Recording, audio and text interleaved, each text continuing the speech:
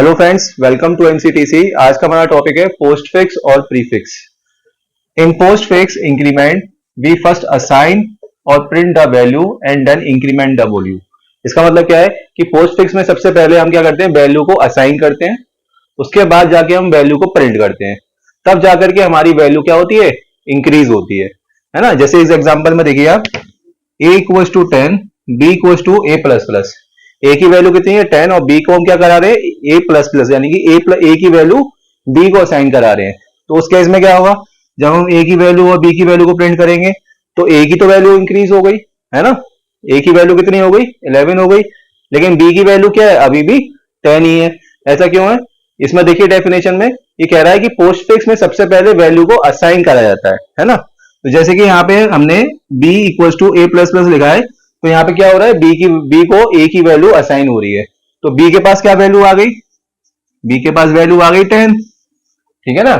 इसके बाद लिखा है the value and then increment the value. उसके बाद क्या लिखा है, वैल्यू को पहले असाइन करेंगे, उसके बाद इसको प्रिंट करेंगे, यानी कि हम b को प्रिंट करेंगे तो b की वैल्यू कितनी आ गई 10 आ गई, तब जाकर के हम क्या करेंगे, वैल्यू को इंक्रीज करेंगे, यानी कि इंक्रीमेंट करेंगे।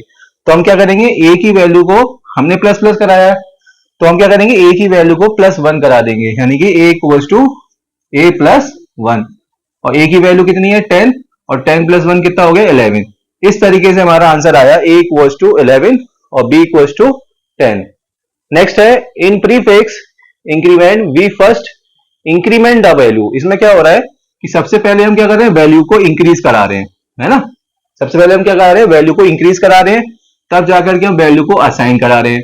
देखिए सबसे पहले इंक्रीज कराना है, फिर असाइन कराना है, और थर्ड हमारा क्या है, प्रिंट कराना है।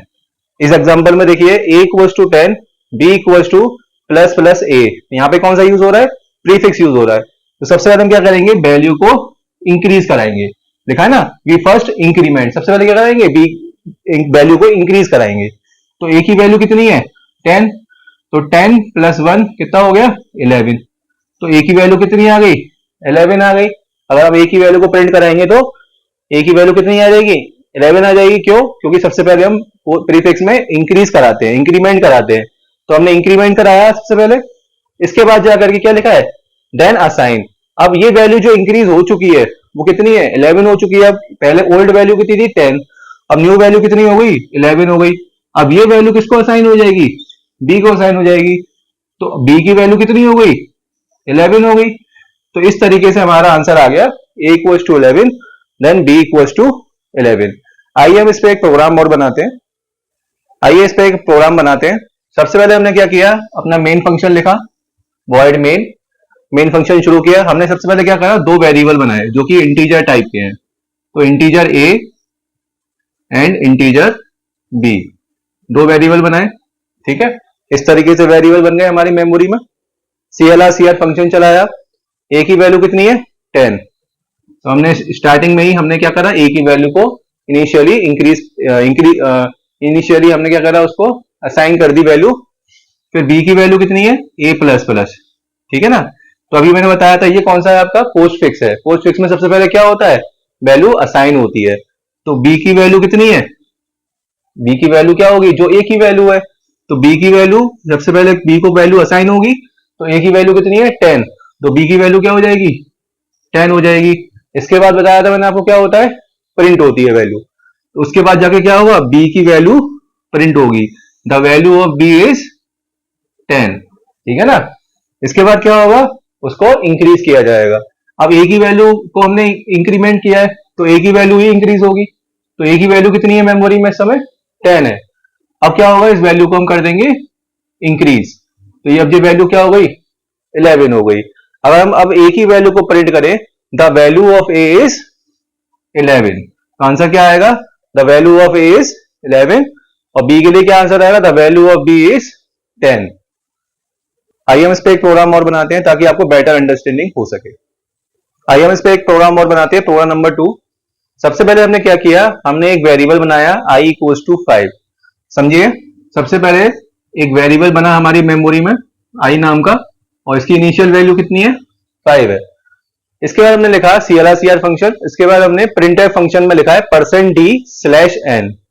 और हमने यहाँ पे क्या लिखा है i plus plus. I plus plus का मतलब क्या होता है, i equal to I plus one. तो ये वैल्यू कितनी हो जाएगी, i की वैल्यू कितनी है 5। अब यहाँ कितनी वैल्यू हो जाएगी 6 हो जाएगी। तो इस i प्लस प्लस से आंसर हमारा कितना आया 6 आया। ठीक है ना। इसके बाद क्या है प्लस, प्लस ऑपरेटर है, अर्थमेटिक ऑपरेटर।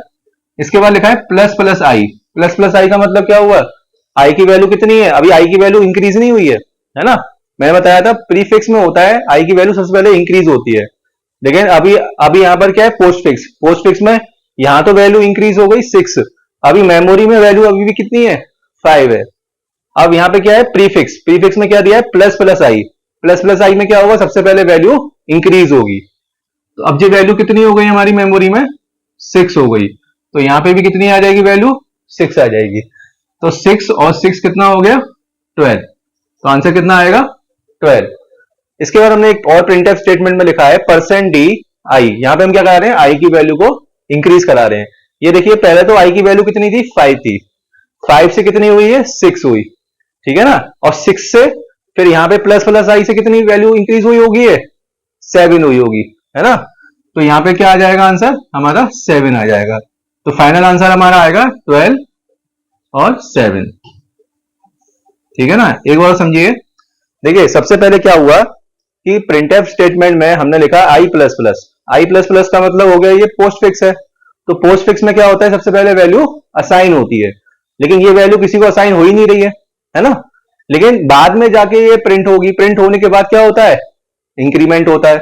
ना तो अभी हमने इसको प्रिंट किया है ना, ना तो हमने इसको अभी इंक्रीज किया है, लेकिन बाद में इंक्रीज होगी। तो इसलिए हमने इसको अभी क्या मान लिया कि अभी ये तो देखिए अभी असाइन तो हो ही नहीं है, ना ही अभी ये क्या नहीं हुई प्रिंट नहीं हुई है।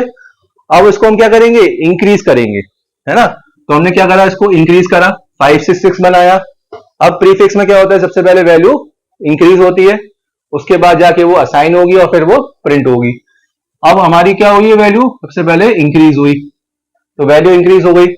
तो आई और दो बार इंक्रीज हुई ना वैल्यू हमारी आई प्लस प्लस और प्लस प्लस आई, दो बार वैल्यू इंक्रीज हुई। तो 6 और 6 कितना हो गया, यहाँ पे तो 12 हो गया। अब ये देखिए कि आई को कितनी बार इंक्रीज किया गया। सबसे पहले तो आई को यहाँ पे इंक्रीज किया गया एक बार, तो 5 से ये हुई 6 और 6 से क्या होगी ये यहाँ पर 7 हो जाएगी। तो यहाँ पे वैल्यू कितनी हो गई 7 हो गई। ठीक है ना। आशा है दोस्तों आपको समझ में आया होगा। Thanks for watching, please like share and subscribe. Thank you.